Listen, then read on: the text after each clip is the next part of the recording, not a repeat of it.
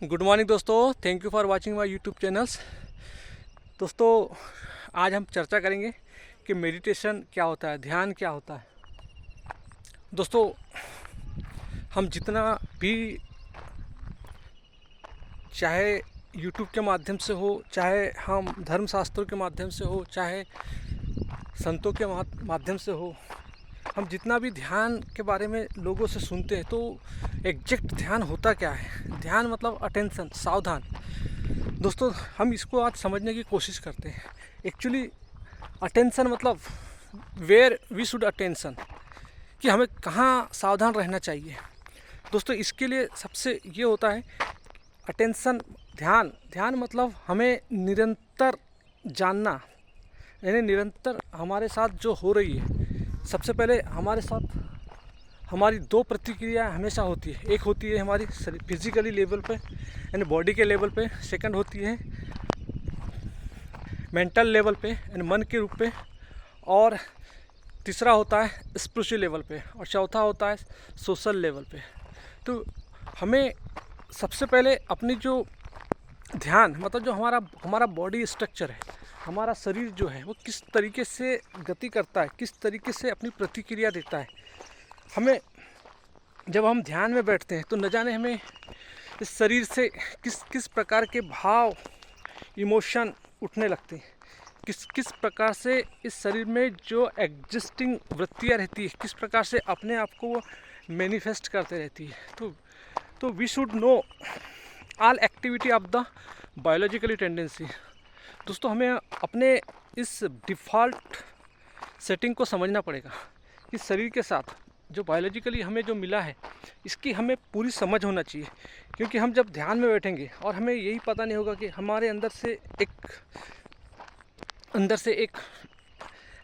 जैसे एक सेक्स की प्रवृत्ति जाग रही है, एक हमारे अंदर से लोभ उठ रहा है, मोह उठ रहा है, क्रोध उठ रहा है, हमारे अंदर से एक प्यास उठ रही है, यानी हमारे अंदर से एक ग्रिड आ रहा है, हमारे अंदर से न जाने कहाँ से हमारे अंदर एक भावनाएं आ रही है कि मैं क्यों ध्यान कर रहा हूँ, मेरी बॉडी में इचिंग कहाँ से हो रही है, मेरे अंदर ऐसी, यानी आपको आपके शरीर के लेवल के 50 तरीके के एक्सपीरियंस आपके सामने आने लगेंगे।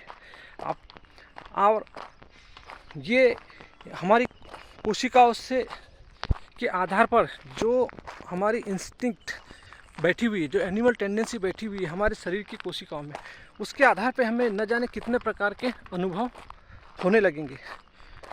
तो दोस्तों, हमारे अंदर जितनी भी जो पाश्विक वृत्तियाँ हैं उनके अनुभव हमें होने लगते हैं।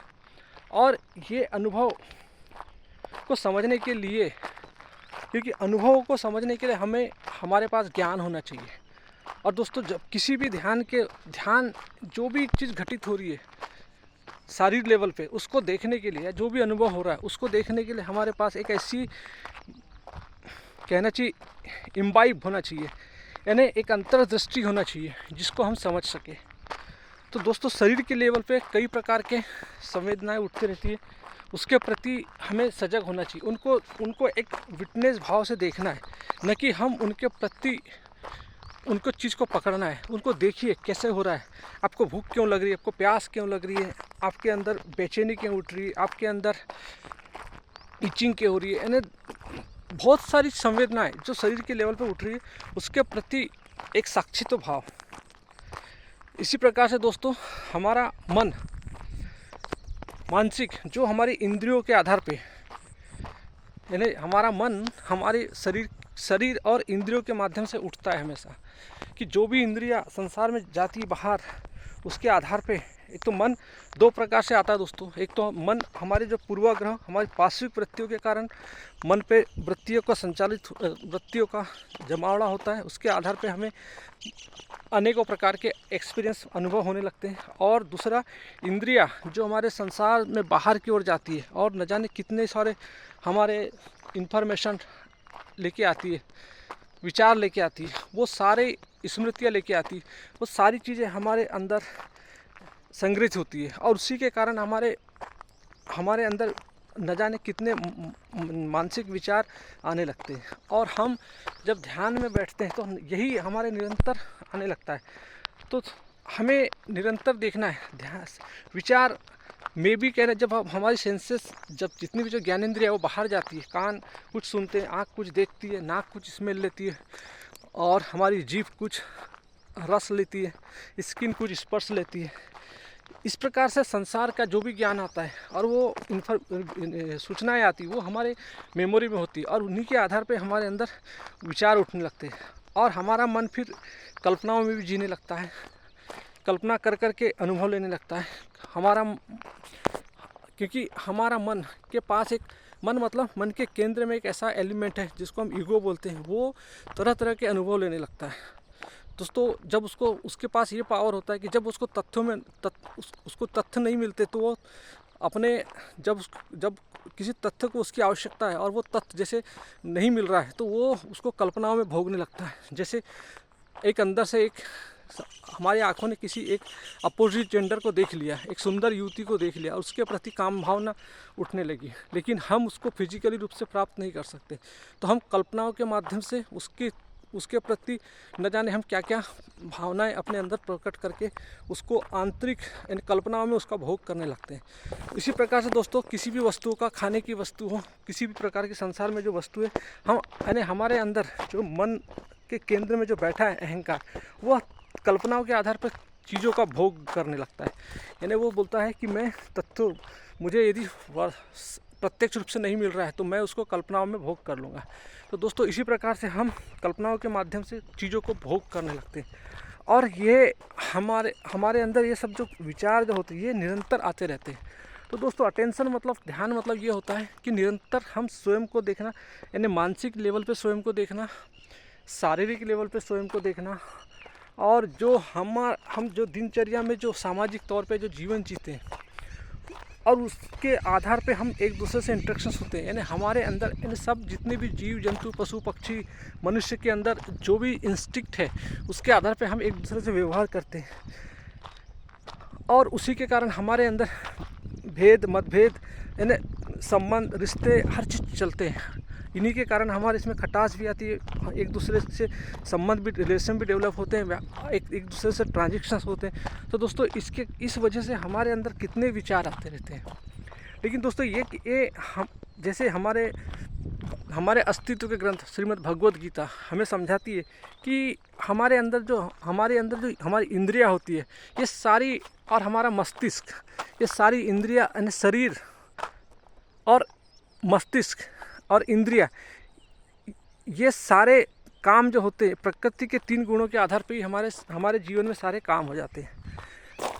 तो दोस्तों, हमारे पास एक उस सच्चिदानंद का एक ऐसा प्रकाश, दिव्य प्रकाश है, जिसके आधार पे हम अपने अंदर होने वाली, चाहे वो शारीरिक हो, चाहे वो मानसिक हो, चाहे वो सामाजिक हो, चाहे वो आध्यात्मिक गतिविधियाँ हो, इनको हम साक्षित भाव से देख सकते हैं, समझ सकते हैं। वो परमात्मा ने हमारे अंदर वो एक ऐसी इम्बाइब दिया हुआ है, जिसके आधार पे हम स्वयं को देख सकते हैं, समझ सकते हैं, और एक ध्यान की गहरी अवस्था में पहुंच सकते हैं। लेकिन दोस्तों, ये तभी संभव है जब आपको इस संसार के हर वस्तु के बारे में ज्ञान हो, जानना हो, आप जानते हो और जान के उनसे मुक्त हो। मुक्ति, इट मीन्स लिबरेशन, मतलब यही होता है दोस्तों। भारत में एक, हम मानव जाति को भारत ने एक, और पूरे विश्व को एक सौगात दिया है मुक्ति की, लिबरेशन की, जो एक ऐसी अवधारणा है कि जिसके आधार पे हम संसार की हर वस्तु को जानकर फ्रीडम पा सकते हैं, यानी हम जानकर मुक्त हो सकते हैं कि ये चीज़ क्यों, घटनाएं क्यों हो रही है, यानी हम लालच आ रहा है तो क्यों आ रहा है, ईर्ष्या आ रही है तो क्यों आ रही है, इसके क्या परिणाम है, इसके सोर्स क्या है, और ये हमारे जीवन में किस प्रकार से प्रभाव डालती है, क्या इसका अस्तित्व होता है या नहीं होता है। यानी यू कैन से, मतलब we can aware about all the instinct, all the animal instinct. So दोस्तों, to knowing all their activities, हम इन सब की एक्टिविटी को जानकर अपने ध्यान में प्रवेश कर सकते हैं। और दोस्तों, ध्यान मतलब ये नहीं होता, ये निरंतर जानना, निरंतर जिज्ञासा कि जो भी आपके अंदर आ रहा है, एक शांत भाव से बैठिए, क्योंकि यू आर, भगवान कृष्ण बोलते हैं कि you are not the doer of anything, you are the only, मतलब observer. Everything is happening according their nature law, यानी प्रकृति, शरीर अपनी गतिविधियों के कारण सब चीज़ करता है। तो दोस्तों, आप सिर्फ और सिर्फ आप एक साक्षित्व भाव से जानने वाले, क्योंकि आप किसी भी चीज़ के करने वाले नहीं है, करने वाले किसी के माध्यम से हमारे अंदर सब चीज़ होता है, तो हमें मतलब वी नीड टू अंडरस्टैंड। हम जब अपनी सारी गतिविधियों को, हमारी सारी चीज़ों को हम समझने लगते हैं, तो दोस्तों उसके बाद हमारे पास जो हमारा वेदांत दर्शन हमें बताता है कि हम हर एक चीज़ की परखते हैं, उसको विवेक के आधार पर नित्य अनित्य का जब हम भेद करना जान लेते हैं, समझ लेते हैं, तब हमारे अंदर जो नेति नेति करके जो बचता है शेष, वही अनंत होता है, वही कहना चाहिए जो किसी भी चीज़ से लिप्तता नहीं है, तो वही एक परम सत्य होता है। और दोस्तों संसार में जो भी चीज़ें होती हैं ये हमेशा एक अनित्य फॉर्म में होती है, इनका कोई परमानेंट अस्तित्व तो नहीं होता, एग्जिस्टिंग नहीं होता है। तो हमें यह निरंतर अपने विवेक की छन्नी में छानना है कि संसार में जो भी हमारे, संसार मतलब जो हमारे शरीर में जो तम रज सत की जो प्रकृति है, ये इसके आधार पर हमने इस बाहरी जगत में जो कुछ भी अपना संसार बनाया है ये सत्य नहीं है। इसी को जानना ही हमारा ध्यान कहलाता है। तो दोस्तों ध्यान और कोई एक विशेष विधि नहीं होती, स्वयं की क्षुद्रता को देखना ही ध्यान होता है। स्वयं के प्रति अवेयर कि हमारे विचार कहाँ, भावनाएं कहाँ, व्यवहार कहाँ, हमारी मानसिक और शारीरिक गतिविधियों को देखना, सामाजिक गतिविधियों को देखना कि हम ये किसके द्वारा संचालित हो रही है, इसका करने वाला कौन है, ये सब चीज़ को देखना। इसके लिए दोस्तों हमें आत्मज्ञान चाहिए, और आत्मज्ञान आता है हमें आत्म अवलोकन और आत्मचिंतन से। तो दोस्तों जब तक हम अपने बॉडी का आत्म अवलोकन, आत्मचिंतन नहीं करेंगे, तब तक हम आत्मज्ञान पर नहीं पहुंच सकते। तो दोस्तों हमारे ध्यान के लिए सबसे महत्वपूर्ण चीज़ होती है आत्म अवलोकन, आत्मज्ञान, आत्म अवलोकन, आत्मचिंतन। इसके बगैर हम कभी भी, जैसे भगवान बुद्ध ने भी हमें समझाया, श्रवण, मनन और निध्यासन, मतलब इसके आधार पर ही हम अपने एक गहरे ध्यान की स्थिति में पहुंच सकते हैं। तो ध्यान मतलब आप माला जप ले, ये कर ले, इससे कुछ, इसको ध्यान नहीं देते। आप शांति से आँख बंद करके बैठ जाए, ये ध्यान नहीं होता। दोस्तों ध्यान होता है, ध्यान मतलब होता है कि निरंतर हमारे ज्ञान चक्षु, दिव्य चक्षु खुलना चाहिए। और दिव्य चक्षु जब खुलते हैं तब हमारे अंदर, जब हम संसार की हर वस्तुओं को जानने लगते हैं, समझने लगते हैं, जो भी हो रहा है उसको साक्षित भाव से, उस परमात्मा की जो दिव्य दृष्टि है उसके आधार पर उस चीज़ को हम समझने लगते हैं। तो दोस्तों ये हमारा वास्तविक ध्यान होता है।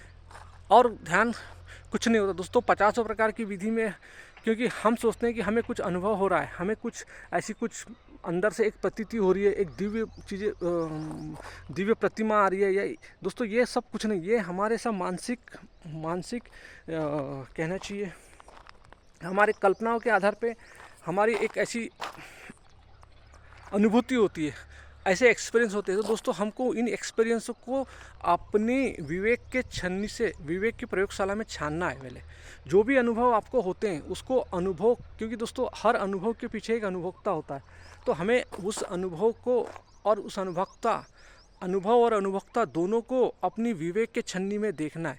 उनको देखना है कि ये कहाँ से आ रहा है, क्यों आ रहा है। और दोस्तों इसी के लिए हमें आत्मज्ञान की आवश्यकता होती है।